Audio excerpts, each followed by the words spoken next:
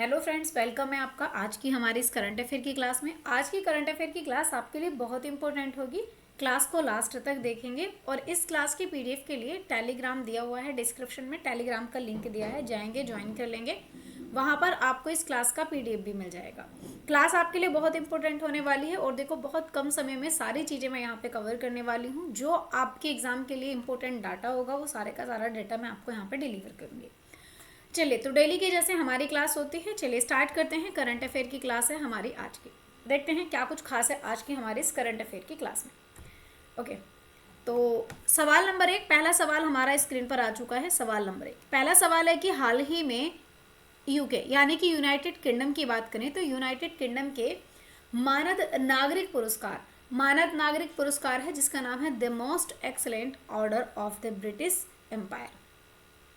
The Most Excellent Order of the British Empire यानी कि civil division में दिया जाता है। और इस पुरस्कार को जो है किसे दिया गया है, ये इस पुरस्कार से किसे सम्मानित किया गया है? ये चंद्रिका टंडन को दिया गया है या नटराजन चंद्रशेखरन को दिया गया है, अरुण कपूर को या फिर यहाँ पे सूर्यवाला को? चलिए, पहली बात तो देखो, एक पुरस्कार है यहाँ पे the Most Excellent Order of the British Empire. ठीक है, मैं इसको थोड़ा शॉर्ट में लिखूंगी क्योंकि बहुत बड़ा नाम है ना। अगर बात करी जाए यहाँ पे, अगर हम बात करें the Most Excellent Order of the British Empire की बात करी जाए, यानी कि the Most Excellent Order of the British Empire की बात करें तो भाई ये जो है अवार्ड है। और इस अवार्ड की बात करूं तो सबसे पहली बात तो ये है कि ये अवार्ड किस देश का होगा। भाई ये जो है अगर बात करें तो ये किस देश का जो है सम्मान होगा, ये पुरस्कार जो होगा किस देश का होगा, पहला सवाल आपसे बनेगा। तो भाई ये जो है जो आपका यूनाइटेड किंगडम है, इस यूनाइटेड किंगडम का ये पुरस्कार है। इस पुरस्कार का संबंध किससे होगा? तो ये जो पुरस्कार है ये मानद नागरिक पुरस्कार है, यानी कि ये जो दिया जाता है सिविल डिवीजन में दिया जाता है और ये मानद नागरिक पुरस्कार होगा। ठीक है, कैसा होगा? तो जी ये है आपका मानद नागरिक पुरस्कार हो जाएगा। ठीक है, मानद नागरिक पुरस्कार होने वाला है। अच्छा, अब दूसरी बात यहाँ पे बात करें कि ये जो पुरस्कार है 2025 में किसे दिया गया है। अगर बात करें तो ये पुरस्कार मैं कहूँ कि 2025 के जो प्राप्तकर्ता हैं इस पुरस्कार के, तो ये 2025 में पुरस्कार किसे दिया गया है? ये पुरस्कार दिया गया है यहाँ पे जो नटराजन चंद्रशेखरन की बात करूँ तो ये दिया गया है यहाँ पे जो नटराजन चंद्रशेखरन है, इनको पुरस्कार दिया गया है आपका नटराजन चंद्रशेखरन को। ठीक है, चंद्रशेखरन की बात करी जाए तो नटराजन चंद्रशेखरन को ये पुरस्कार दिया गया है। ठीक है, अच्छा, अब यहाँ पे नटराजन चंद्रशेखरन की बात करूँ तो ये हैं कौन? नटराजन चंद्रशेखरन कौन है? अगर इनकी बात करी जाए तो जो हमारा क्या बोलते हैं टाटा सन्स है उसके चेयरमैन है। तो ये कौन है? यानी कि जो टाटा सन्स है, इस टाटा सन्स के कौन हो जाएंगे? इस टाटा सन्स के हो जाएंगे ये चेयरमैन हो जाएंगे। ठीक है, इसके चेयरमैन है जिनको ये पुरस्कार दिया गया है। ठीक है, तो फिलहाल इसका आंसर क्या हो जाएगा? इसका सही आंसर हो जाएगा आपका ऑप्शन बी। तो नटराजन चंद्रशेखरन को जो टाटा एंड सन्स के चेयरमैन हैं, इनको 2025 का पुरस्कार दिया गया है the Most Excellent Order of the British Empire. और ये सिविल डिवीजन में दिया जाता है, मानद नागरिक पुरस्कार है यूनाइटेड किंगडम का। ठीक है, आंसर हो जाएगा यहाँ पे option B is the correct answer हो जाएगा। चलिए आगे बात करते हैं। तो ये हो जाएंगे हमारे जो क्या बोलते हैं नटराजन चंद्रशेखरन है जिनको अवार्ड दिया गया है। अगला सवाल है सवाल नंबर 2। अगला सवाल है कि हाल ही में दिवंगत विमला बहुगुणा, एक नाम है विमला बहुगुणा, तो विमला बहुगुणा का संबंध किस आंदोलन से हो जाएगा? ये चिपको आंदोलन से संबंध रखती हैं, या भूदान आंदोलन जो बिहार में है इससे संबंध रखती हैं, या नर्मदा बचाओ आंदोलन से संबंध रखती हैं, या फिर ये जितने भी आंदोलन हैं इन सभी आंदोलन से इनका संबंध हो जाएगा। जो बात कर रहे हैं एक नाम है देखो यहाँ पे विमला बहुगुणा का। ठीक है, जो ये विमला बहुगुणा है, अगर मैं इनकी बात करूँ विमला बहुगुणा की, तो विमला बहुगुणा, अच्छा आपको एक नाम पता होगा विमला बहुगुणा, बहुगुणा ही थे वो। अगर बात करें तो क्या बोलते हैं क्या नाम था उनका? सुंदरलाल बहुगुणा, है ना। अगर बात कहूँ कि सुंदरलाल बहुगुणा, तो उनकी ये वाइफ हैं। तो पहली बात विमला बहुगुणा की बात करूं तो भाई इनका हो चुका है निधन, विमला बहुगुणा का हो गया है निधन, इसलिए ये चर्चा में रही हैं। ठीक है, दूसरी बात अगर बात करें तो ये जो है पत्नी है, और ये पत्नी किसकी है, ये पत्नी है सुंदरलाल बहुगुणा की। ठीक है, किसकी पत्नी है, जो सुंदरलाल बहुगुणा है, इन सुंदरलाल बहुगुणा की ये पत्नी हो जाएंगी। सुंदरलाल बहुगुणा वही व्यक्ति हैं जिनका उत्तराखंड में चिपको आंदोलन से संबंध था, है ना, बिल्कुल। तो इनका संबंध था चिपको आंदोलन से। अब देखो अगर बात करूं मैं आप लोगों से यहाँ पे कि ये जो थे सुंदरलाल बहुगुणा की बात करी जाए तो 1973 1973 की बात करूं तो 1973 में जो उत्तराखंड है, उत्तराखंड का जो चमोली डिस्ट्रिक्ट है ना, उत्तराखंड का जो चमोली डिस्ट्रिक्ट है, इस चमोली डिस्ट्रिक्ट में एक आंदोलन चलाया था और ये आंदोलन था चिपको आंदोलन। ठीक है, ये था आपका चिपको आंदोलन। इस चिपको आंदोलन का जो संबंध है, इस चिपको आंदोलन का, तो ये संबंध था, ये चलाया था सुंदरलाल बहुगुणा ने। क्या था, पेड़ों के संरक्षण के लिए चलाया गया था ये आंदोलन। चलाया गया था कि जो पेड़ों का संरक्षण है, पेड़ों के संरक्षण के लिए ये आंदोलन चलाया गया था। ठीक है, अच्छा अब देखो यहाँ पे इनका और भी संबंध है। तो इनका जो है चिपको आंदोलन चलाया गया था, कब चलाया, 1973 में चलाया गया, इससे भी संबंध है। भूदान आंदोलन की बात करें तो भूदान आंदोलन से भी इनका संबंध है, यानी कि भूमि का संबंध है। और ये भारत की बात करें तो ये भूदान आंदोलन सबसे पहले अगर बात करूं तो ये विनोबा भावे ने शुरू करा। इनका जो विनोबा भावे हैं, इन विनोबा भावे की बात करें तो इसको शुरू करने वाले तो विनोबा भावे थे, लेकिन इससे भी इनका संबंध है। और नर्मदा बचाओ आंदोलन भी इसमें हो जाएगा। ठीक है, तो इसका सही आंसर क्या हो जाएगा, इसका सही आंसर हो जाएगा ऑप्शन डी, यानी कि यहाँ पे इनका संबंध सबसे हो जाएगा। आप देख रहे हो ये जो फोटो है, ये सुंदरलाल बहुगुणा है जो उत्तराखंड में जिन्होंने चिपको आंदोलन चलाया, और ये हैं इनकी वाइफ जो हैं, क्या बोलते हैं, बिमला बहुगुणा। ठीक है, चलिए आगे बात करते हैं अगले सवाल पे। अगला सवाल है सवाल नंबर 3। सवाल नंबर 3 है कि हाल ही में नए आयकर विधेयक यानी कि इनकम टैक्स बिल की बात कर रहे हैं। तो जो न्यू इनकम टैक्स बिल है, मैंने एक्ट की बात नहीं करी है, बात कर रही हूँ विधेयक की, बिल की। ठीक है, एक्ट वो होता है जो पारित हो जाता है, जो कानून बन जाता है, लेकिन कानून बनने की प्रोसेस में जो चल रहा है वो एक्ट है। ठीक है, सॉरी वो बिल है। तो यहाँ पे आयकर विधेयक, इसकी जांच के लिए ना किसकी अध्यक्षता में 31 सदस्य की जो है समिति बनाई गई है, और आप मुझे बताएंगे कि इसका जो अध्यक्ष है कौन है। देखो यहाँ पे जो जगदम्बिका पाल हैं ये हो जाएंगे, या पीवी चौधरी हो जाएंगे, पीपी चौधरी, हर्ष कुमार या वैजयंत पांडा। अगर बात करी जाए, देखो यहाँ पे इस सवाल में, अच्छा सवाल है और इम्पोर्टेंट सवाल है आपके लिए, स्टार भी मार्क कर लेंगे क्योंकि अच्छा सवाल है।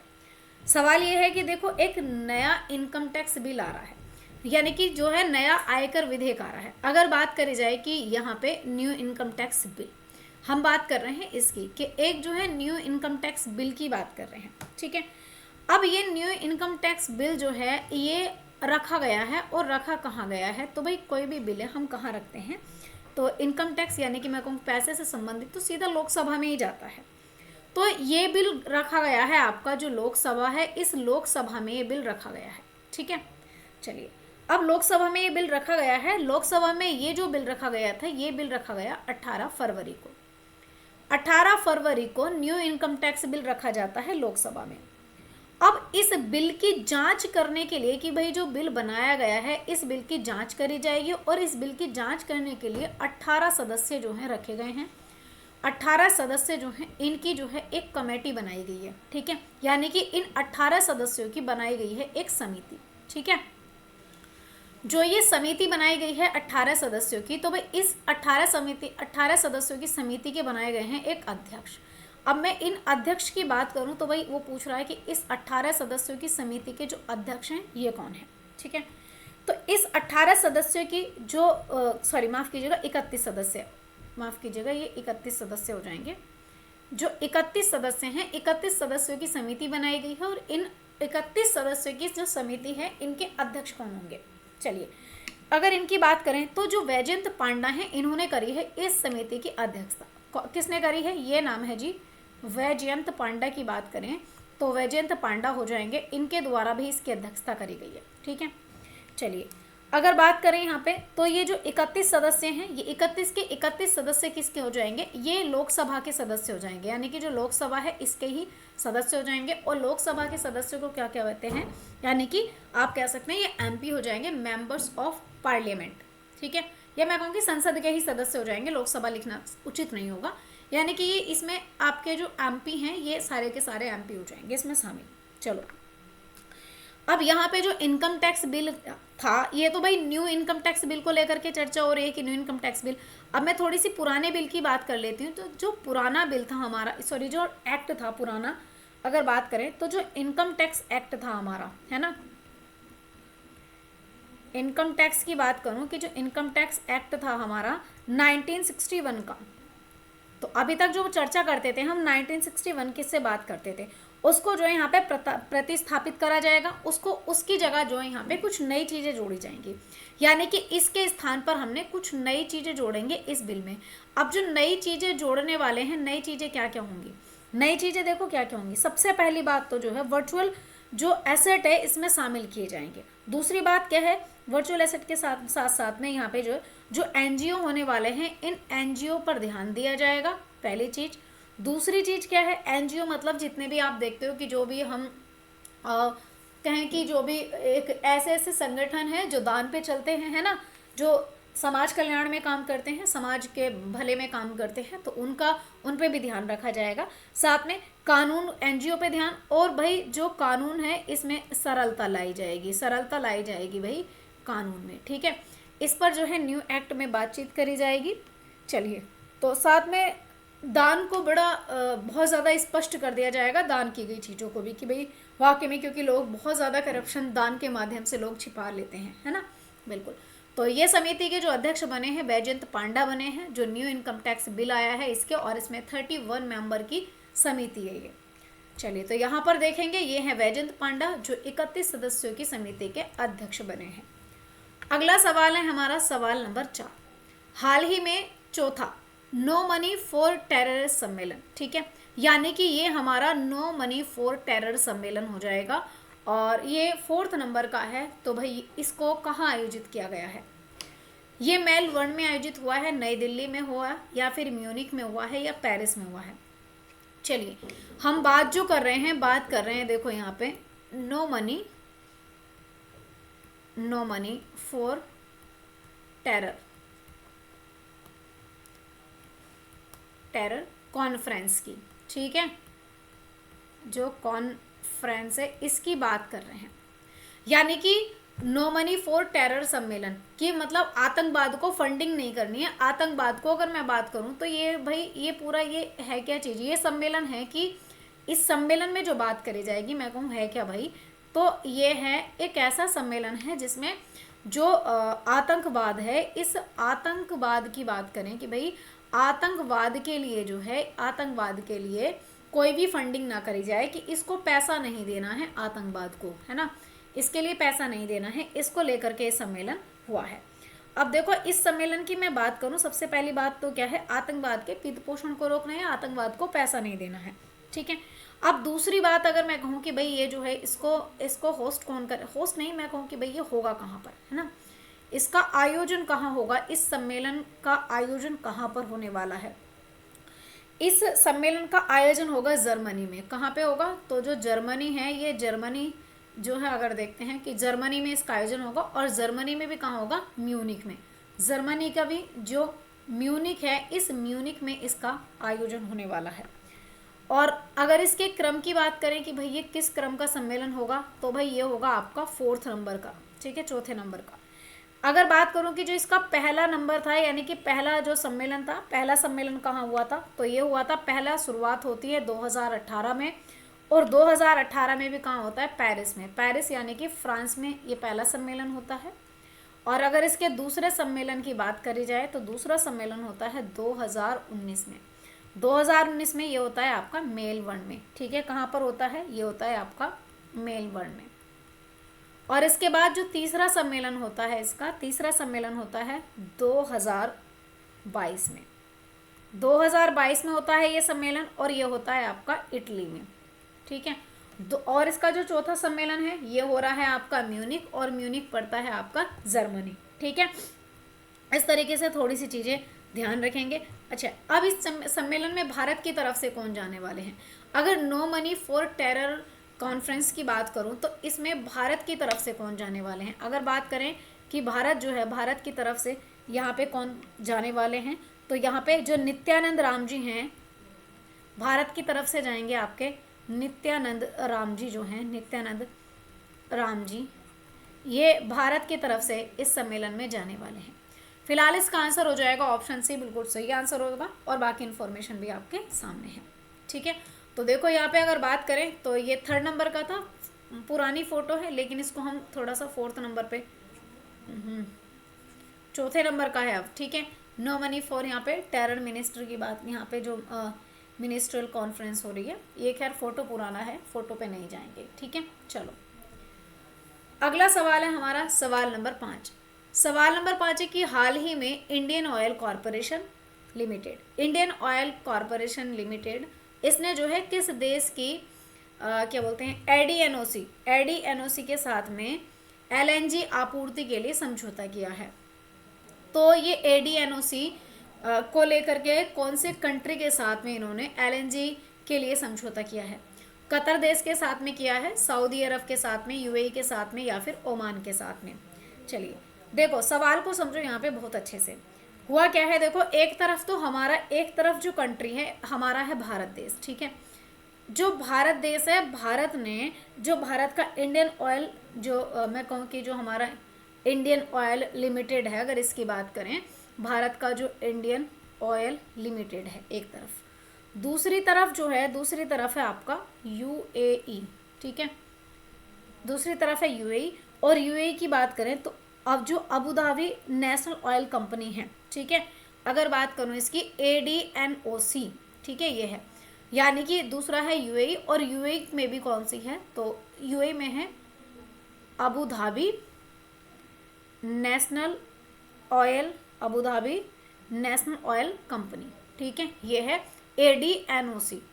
तो ये हो जाएगा, भारत की तरफ से तो है इंडियन ऑयल लिमिटेड, और यूएई की तरफ से है Abu Dhabi national oil company. ठीक है, इन दोनों के बीच में समझौता हुआ है एलएनजी को लेकर के। ठीक है, यानी कि इन दोनों ने बैठ करके, इन दोनों ने मिल करके एक एग्रीमेंट करा है, इन दोनों ने मिल करके करा है समझौता। ठीक है, इन दोनों के बीच में समझौता होता है, और इन दोनों के बीच में समझौता क्या है, समझौता हुआ है इन दोनों के बीच में कि जो एलएनजी है, ठीक है, यानी कि जो एलएनजी है इसकी आपूर्ति को लेकर के, इसकी जो आपूर्ति है, इसकी आपूर्ति को लेकर के समझौता हुआ है। और आपूर्ति को लेकर के भी क्या कि भाई हम जो हैं, जो तरलीकृत प्राकृतिक गैस है वो देनी है। ठीक है, यानी कि जो लिक्विड फॉर्म की गैस है, यहाँ पे अगर बात करें कि जो गैस है तरल, ठीक है, इसकी जो गैस है, यानी कि जो प्राकृतिक गैस की बात करूं तो जो प्राकृतिक गैस है वो देनी है, और वो भी कितनी, यानी कि यहाँ पे 1.2 मिलियन, कितनी है 1.2 मिलियन। ठीक है, 1.2 मिलियन, और ये हर साल देनी है, हर साल की बात करें इतना, तो ये हर साल देने वाला है इंडिया को। तो ये जो एग्रीमेंट हुआ है, ये एग्रीमेंट हुआ है हमारा किसके साथ, यूएई के साथ ये एग्रीमेंट हुआ है। ठीक है, चलिए यूएई की बात करूं तो भाई यूएई यानी कि राजधानी अबू धाबी हो जाएगी, करेंसी इसकी दिरहम हो जाएगी। ठीक है, और ये 7 रियासतों इसमें शामिल हो जाएंगी। चलिए तो आंसर क्या हो जाएगा, इसका सही आंसर हो जाएगा ऑप्शन सी। भारत के साथ में ये एग्रीमेंट हो चुका है, 1 साल के लिए इनको जो है 1.2 मिलियन हर वर्ष तेल की आपूर्ति करनी है लिक्विड फॉर्म की। ठीक है, चलिए अगला सवाल है हमारा सवाल नंबर 6। सवाल नंबर 6 है कि हाल ही में ब्लूमबर्ग, इसकी जो है 2025 की जो रिपोर्ट आई है, और इस रिपोर्ट में एशिया के सबसे धनी परिवारों की सूची शामिल करी गई है।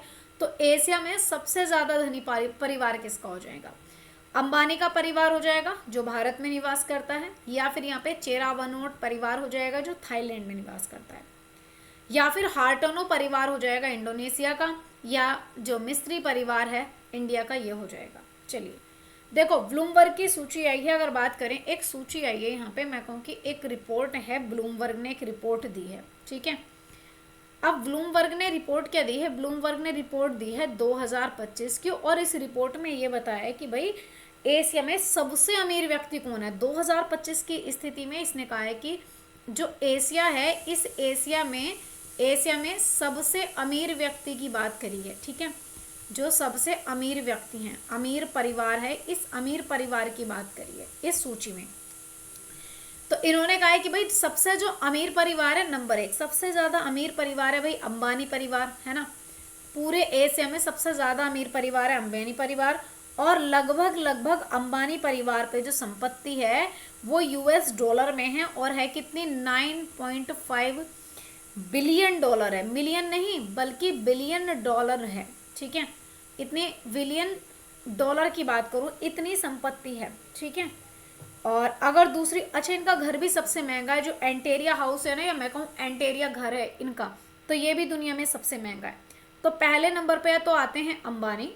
और अगर यहाँ पे दूसरे नंबर की बात करूँ तो जो यहाँ पे चेराप नोट है ना, ये आते हैं दूसरे नंबर पर। चेराप नोट देखो, अंबानी जो है ये आते हैं पहले नंबर पे, दूसरे पर आते हैं यहाँ पे चेराप नोट परिवार जो थाईलैंड का है, दूसरे नंबर पर आता है। और तीसरे नंबर पर है आपका हार्नो परिवार जो इंडोनेशिया का है, ठीक है। और चौथे नंबर पर है आपका मिस्री परिवार जो भारत का है, ये 4th नंबर पर आया है। तो इसका आंसर क्या हो जाएगा भाई, एशिया में ब्लूमबर्ग की सूची 2025 में सबसे धनी परिवारों में कौन आता है, अंबानी परिवार आता है, ठीक है। तो आप देखेंगे कि रिचेस्ट जो फैमिलीज ऑफ 2025 हैं, तो भाई ये हैं अंबानी भाई।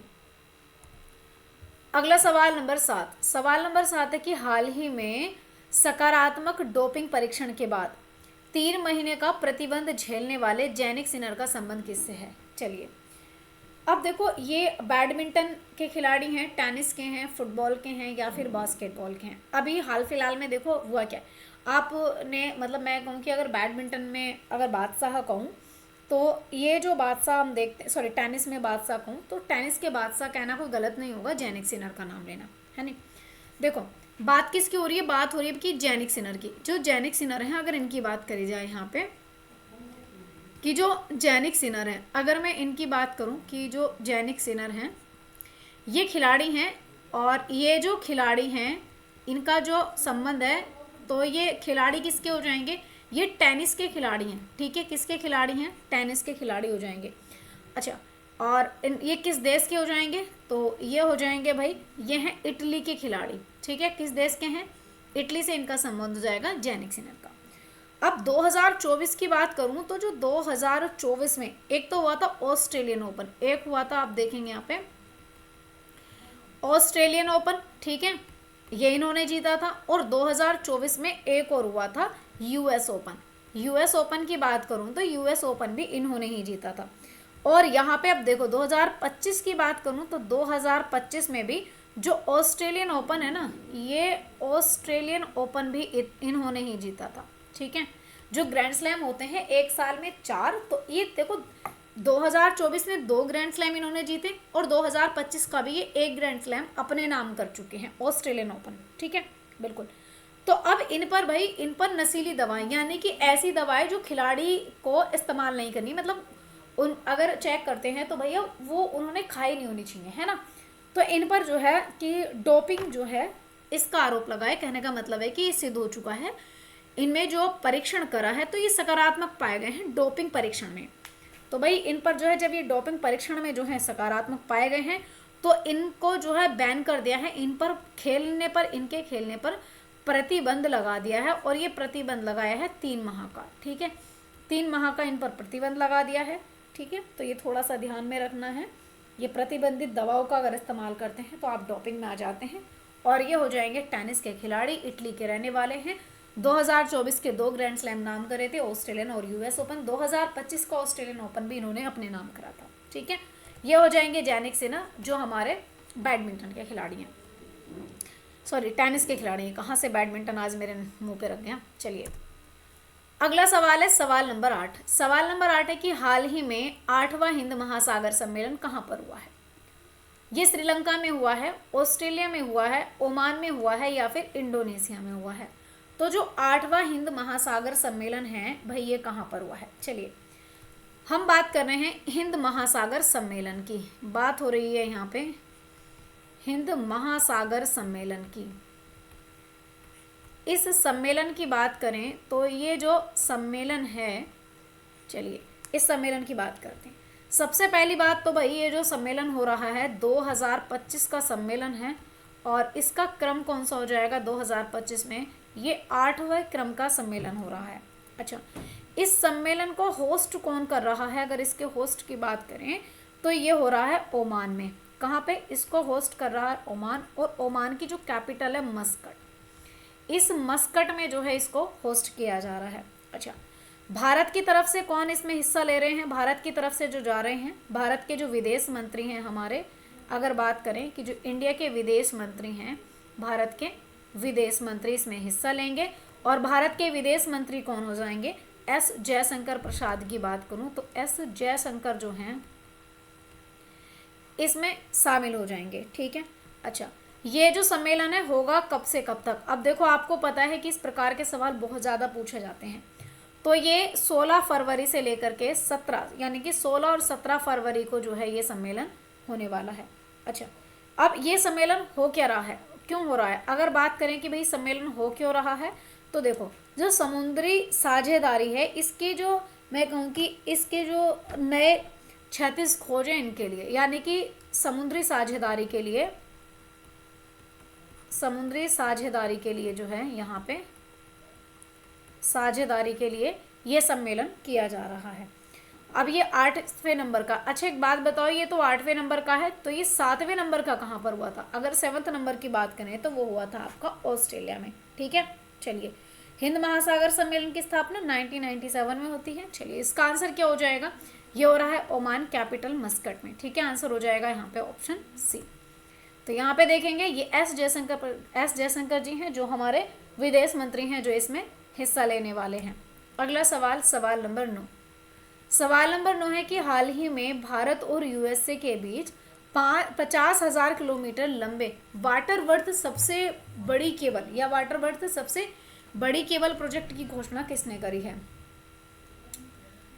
ये सबसे बड़ी केबल होगी। ठीक है, ये प्रोजेक्ट की घोषणा किसने करी है कि भाई हम सबसे बड़ी केबल जो है, या मैं कहूँ सबसे बड़ी केबल इसका जो है ये बनाने वाले हैं। ये टेस्ला ने घोषणा करी है, मेटा ने करी है, अमेजोन ने करी है, या माइक्रोसॉफ्ट ने करी है। चलिए देखो, एक वाटरवर्थ प्रोजेक्ट बनाया जा रहा है, यानी कि 50,000 किलोमीटर। पहली बात तो देखो, भारत और यूएसए के बीच में बनाया जा रहा है।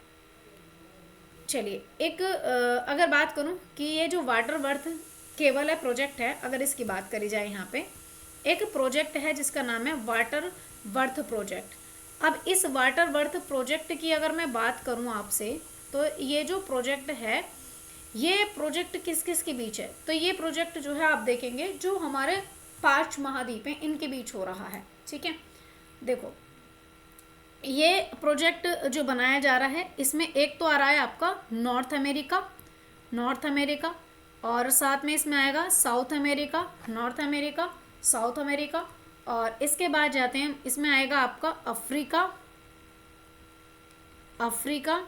और इसमें आएगा एशिया, यानी कि भारत, एशिया का भी भारत, और इसमें आएगा ऑस्ट्रेलिया। ठीक है, तो ये जो 5 महाद्वीप हैं, इन 5 महाद्वीपों में ये केबल बिछाई जाएगी। अब ये जो केबल बिछाई जाएगी, ये केबल होगी 50,000 किलोमीटर लंबी। ठीक है, यानी कि 50,000 किलोमीटर लंबी केबल बिछाई जा रही है। ठीक है, अब ये जो प्रोजेक्ट है, ये प्रोजेक्ट है यूएसए से इंडिया तक का। ठीक है, देखिए अब इसकी बात मैं कहूँ कि भाई जो इसकी शुरुआत है, या इसको शुरू कौन कर रहा है, इस प्रोजेक्ट को जो शुरू कर रहा है, इतने बढ़िया प्रोजेक्ट को, ये कर रहा है मेटा। एक बात बताओ, करेगा कौन, वही तो करेगा जो हमें इंटरनेट देगा, है ना। और इंटरनेट कौन देगा, तो जो पेरेंट्स कंपनी है, गूगल है, माइक्रोसॉफ्ट है, इन सभी की मेटा ही तो है।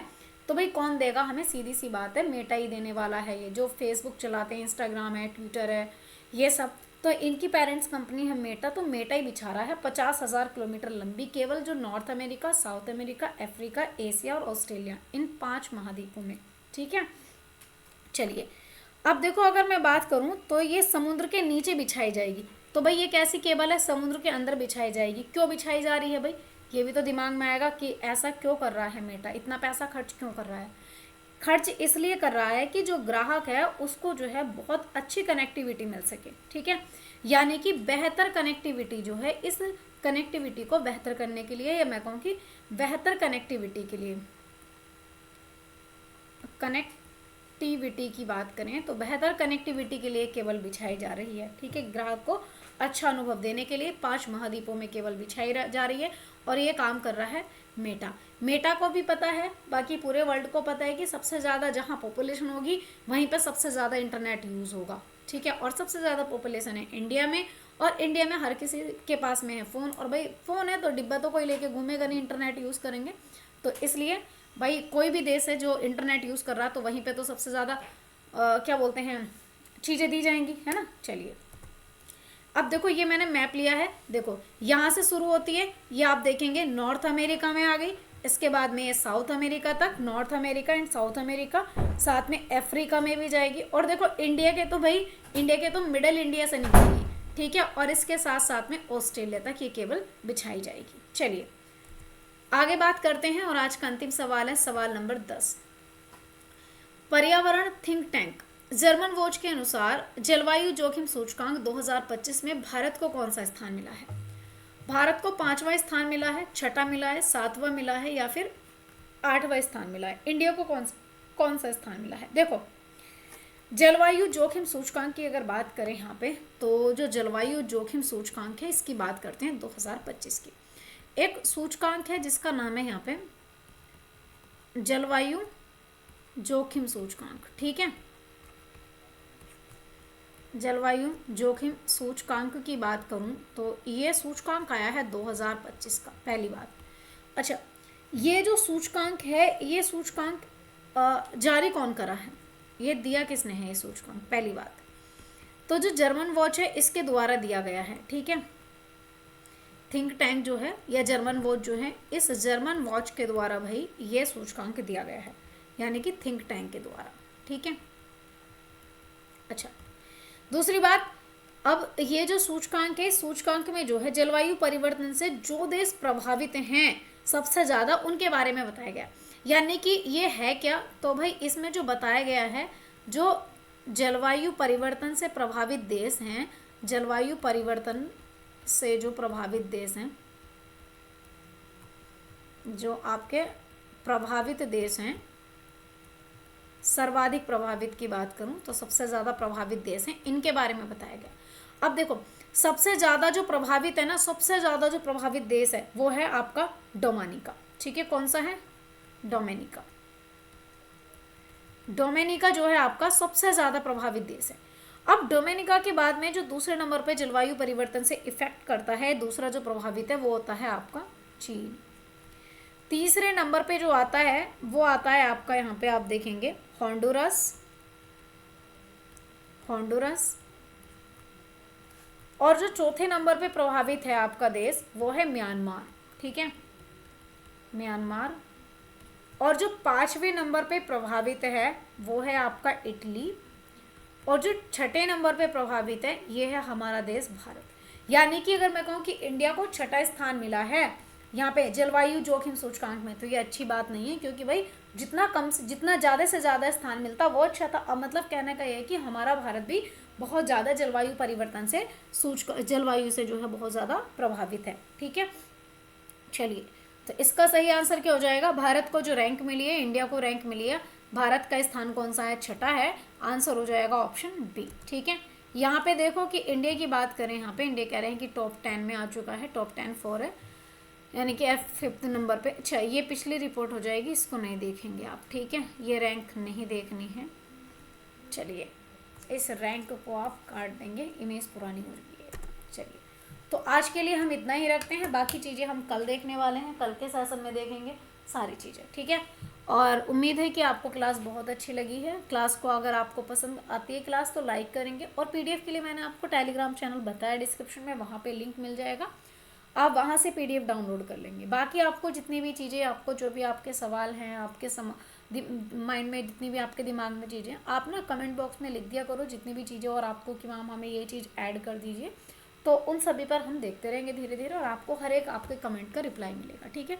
तो आप कमेंट भी किया करें और क्लास का फीडबैक भी ज़रूर दिया करें। चलिए thank you for watching guys, thank you.